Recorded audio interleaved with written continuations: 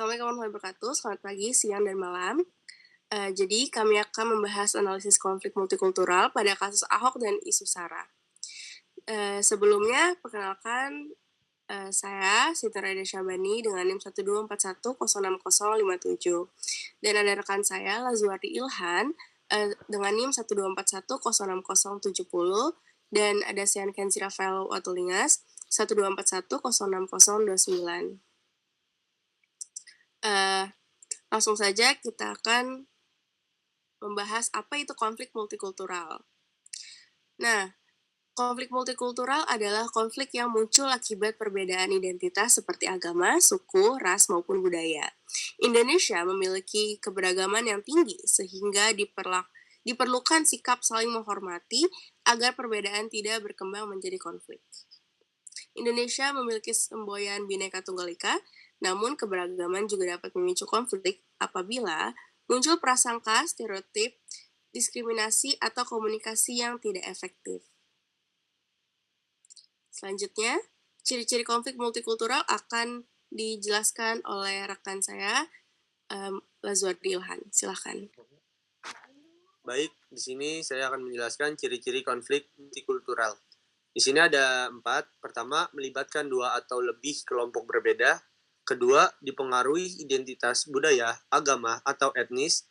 Ketiga, menimbulkan ketegangan sosial. Keempat, berpotensi memecahkan persatuan masyarakat. Selanjutnya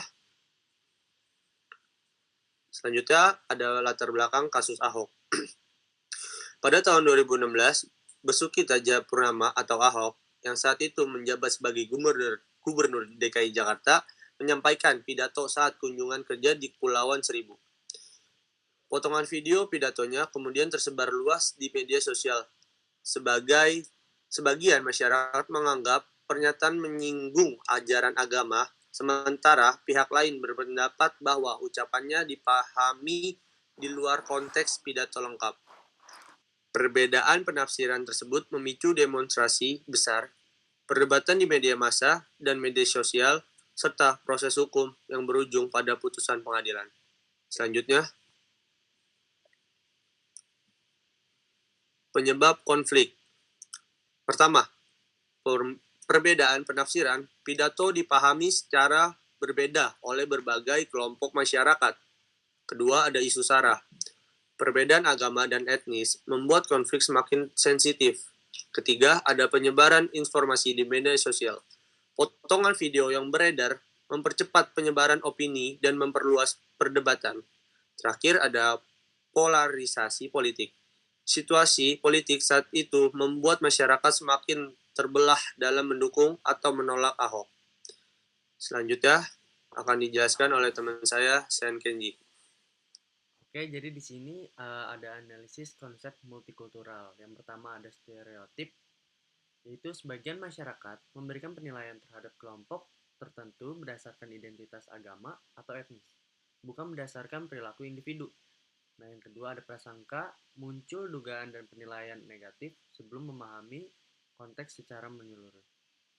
Nah, yang ketiga ada diskriminasi, yaitu sebagian pihak menilai seorang berdasarkan identitas kelompoknya sehingga berpotensi menimbulkan perilakuan yang tidak setara.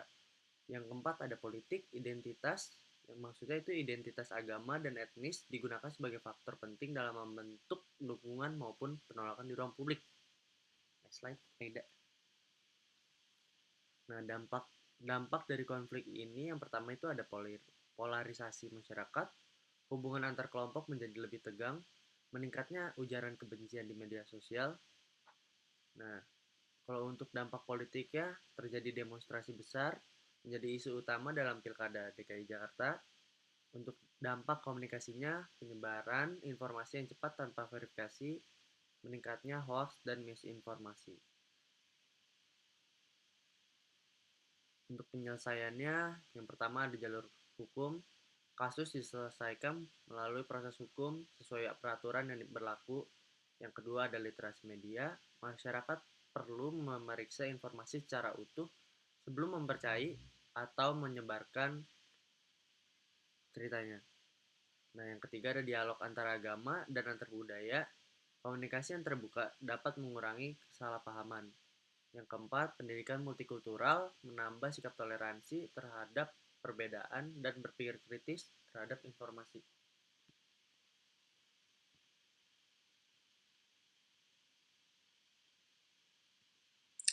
Oke, untuk kesimpulannya, kasus Ahok menunjukkan bahwa konflik multikultural tidak selalu berawal dari perbedaan itu sendiri, tetapi juga dari cara masyarakat menafsirkan informasi, membangun prasangka, dan merespon identitas kelompok. Dalam masyarakat yang multikultural, komunikasi yang baik, literasi media, toleransi, serta penghargaan terhadap keberagaman menjadi kunci untuk mencegah konflik perkembangan menjadi perpecahan sosial. Dari kasus ini kita belajar bahwa perbedaan bukanlah masalah utama. Yang lebih penting adalah bagaimana kita memahami informasi secara utuh, menghargai keberagaman, dan menjaga komunikasi yang sehat agar tidak terjadi konflik di masyarakat. Sekian, terima kasih. Mohon maaf atas kesalahan. Wassalamualaikum warahmatullahi wabarakatuh.